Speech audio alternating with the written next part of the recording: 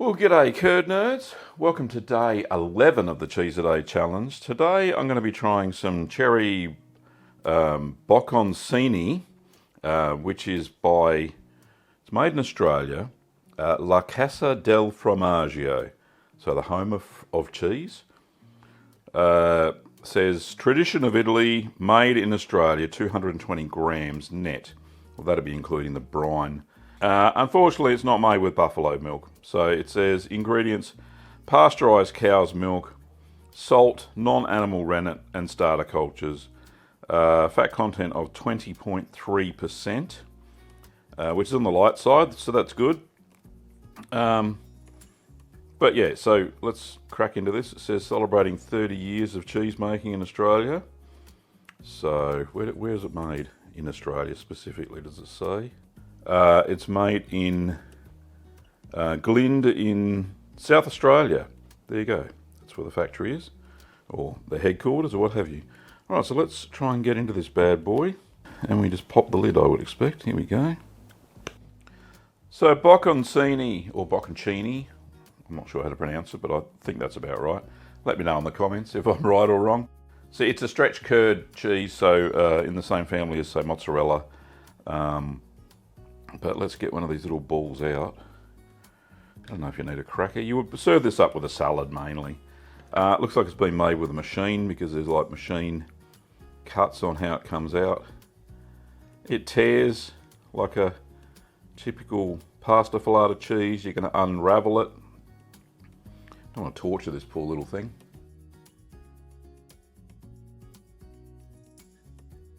They're not very salty, very fresh. Very fresh, milky. What else? Sweet, definitely sweet. Milky. A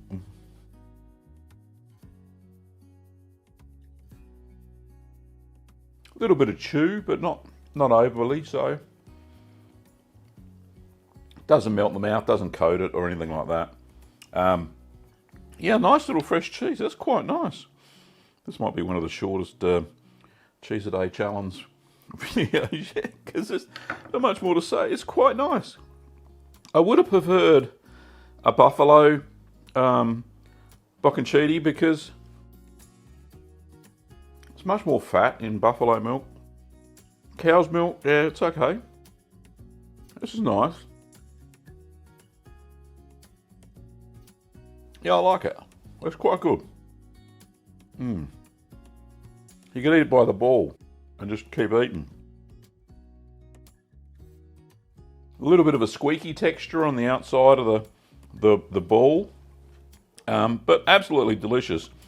And it's not a very high salt content. Let me just kind of have a look at the packet without spilling it everywhere. It says 74 milligrams per 100 grams. So that's not a lot of salt. So the brine that it's floating in is not very salty. Very lightly salted, which surprises me because I would think that this cheese would be normally a little bit more saltier than this. But yeah, hey look, it stands on its own. So this would be perfect as part of a Caprese salad, which is basil, fresh tomato, and mozzarella, but this is baby mozzarella basically.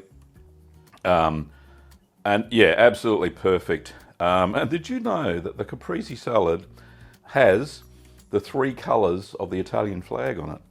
So red, green and white from the cheese. There you go.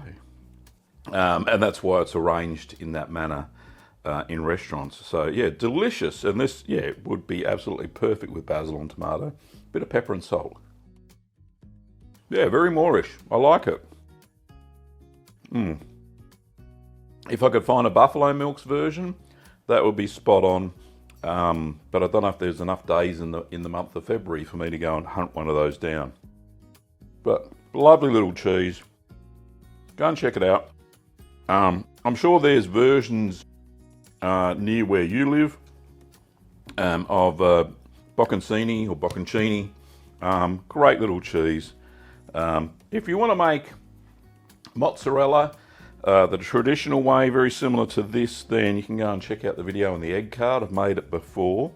Not as fresh as this, that's for sure. And this is very delicious. But it's mozzarella with cow's milk nonetheless. So that was day 11 of the Cheese a Day challenge. Tomorrow, day 12, we're having something special. I've managed to find a piece of Comté, which is a French cheese.